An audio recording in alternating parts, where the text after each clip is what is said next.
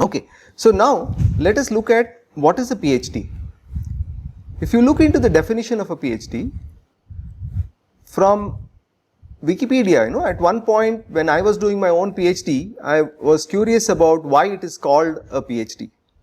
So later today you can get the definition saying that in the context of Doctor of Philosophy, the term philosophy is used in a broader sense in accordance with its original Greek meaning, which is love of wisdom. And the term doctorate comes from the Latin term docere, which means to teach. Okay, so both these are important, that is going deep into the topic as well as to be able to teach the topic. And nowadays if you look at Gen AI, ask ChatGPT or Gemini or something, again you get this definition saying that look, a PhD is something that is research focused. The student has to complete a rigorous research program, and there is a notion of broad knowledge. Okay, so the term philosophy doesn't necessarily refer to philosophy, it signifies a comprehensive knowledge and critical thinking skills developed throughout the program. So here is my interpretation of the definition. So when we talk about philosophy, it means that, to me, it means that the student gets training to delve deep into the subject and extend the boundary of knowledge. Student becomes aware of the assumptions, qualifiers and the limits of generalizability of the research at the current level, and students can get into examining the validity of axioms and question conventional wisdom. So I will come to what these things mean with a specific example in a moment.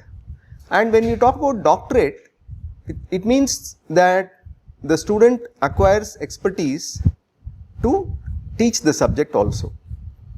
So now what does it mean to extend the boundary of knowledge? So in my opinion, a PhD student should be able to eventually synthesize the body of work in their area of research. The student should be able to identify the current state of the art and a research gap of their interest.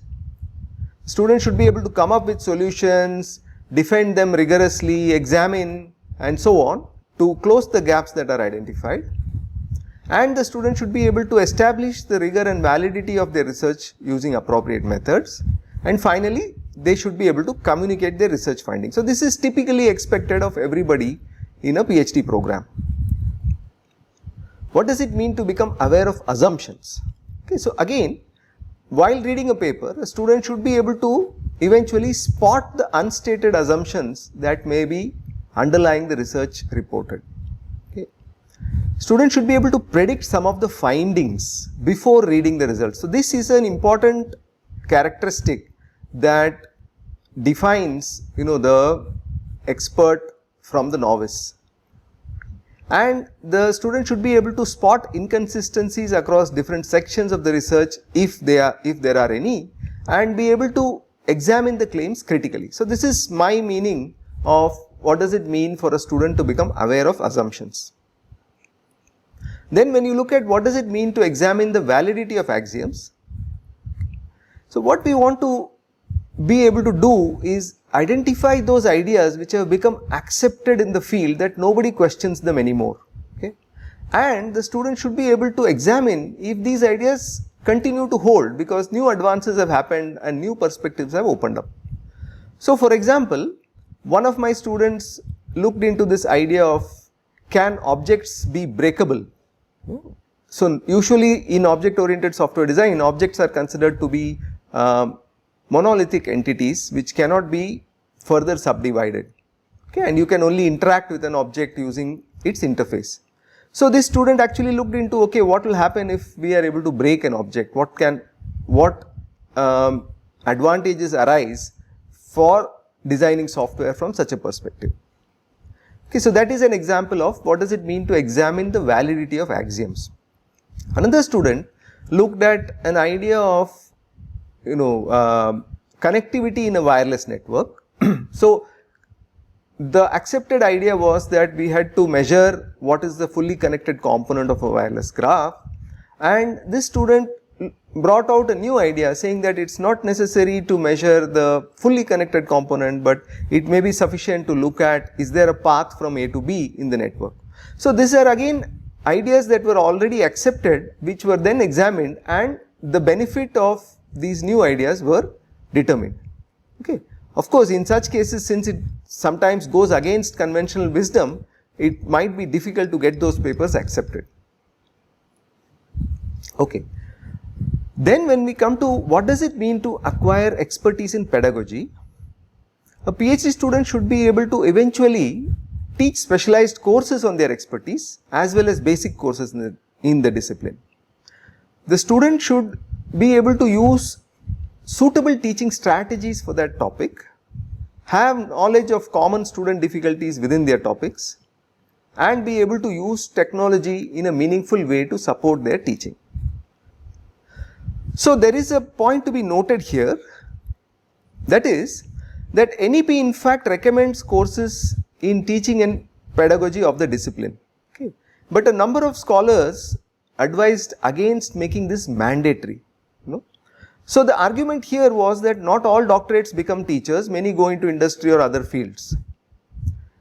And given the time constraint of PhD, the quality of the research is the primary, and adding some pedagogy will inflate the syllabus while reducing the depth. So this happens to be some opinions, and you are welcome to find your own opinion amongst all this. Okay.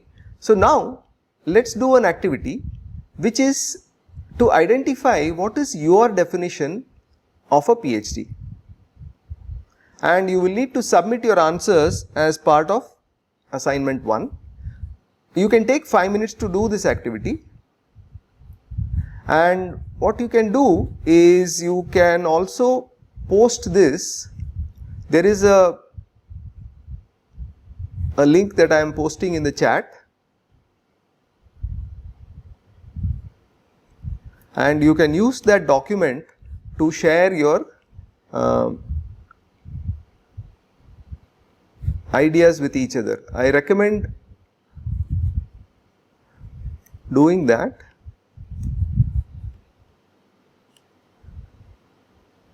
So the questions are, what is your definition of a PhD? You basically need to write some points about it, and to help you, there is a link that you can open. So for submitting the assignment, I will send the link at the end. So this document is just a place where you can all share your ideas with each other. You can take 5 minutes to think about this question and write your own answer. Okay, I am glad to note that many of you have actually gone to the link in the pasted in the chat and have written some answers in the class responses document. So this document is not the one that is your assignment submission. You will just need to copy your own answers. Since this is a shared document, you will need to copy your own answers into a Google form, which I will be sharing at the end of the session, and submit it as your assignment. Okay, so now that we have spent some time on identifying what is your definition of a PhD, you can take a 2-minute break.